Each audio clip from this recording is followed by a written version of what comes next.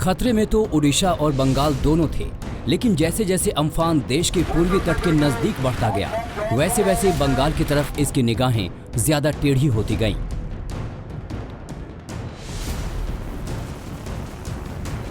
बंगाल में समुद्र तट से टकराने के वक्त तूफान की रफ्तार 180 किलोमीटर प्रति घंटे से ज्यादा पहुंच गई थी, जबकि कई घंटे बाद तक कोलकाता शहर में 130 किलोमीटर प्रति घंटे तक की रफ्तार से हवाएं चल रही थी।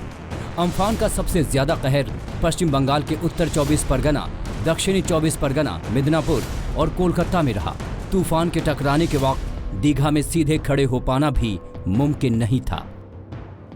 पश्चिम बंगाल में तूफान से तबाही कितनी हुई, इसका हिसाब किताब अभी बाकी है, लेकिन सीएम कह रही हैं कि कम से कम 10 से 12 लोग तो तूफान की भेंट चढ़ ही गए।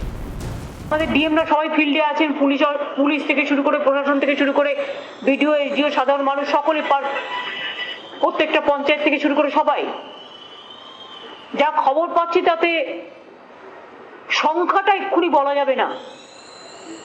ইতিমধ্যে 10-12 জন মৃত্যুর খবর আমাদের কাছে এসে পৌঁছেছে, যারা হয়তো বাড়িতে টিন উড়ে এসছে বা বেশিরভাগই হচ্ছে গাছ পড়ে মারা গেছে। बंगाल के मुकाबले उड़ीसा में तूफान का कहर कुछ कम रहा। यहाँ ज्यादा असर बालासोर, भद्रक और केंद्रपाड़ा में दिखा, लेकिन इन इलाकों में भी हवा की रफ्तार 110 किलोमीटर से ज्यादा नहीं रही। इसके बावजूद उड़ीसा में अभी तक 3 लोगों की मौत की खबर है।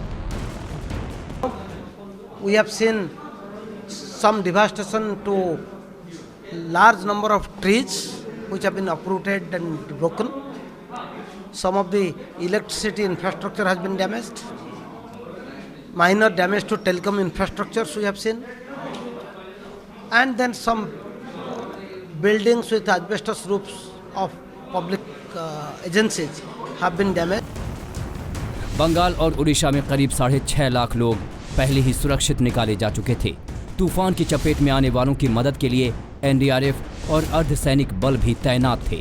कई लोगों को अस्पताल भी पहुंचाया गया, लेकिन सभी लोग इतने खुशकिस्मत नहीं रहे। दीघा से मनोज लोईवाल और कोलकाता से इंद्रजीत कुंडू के साथ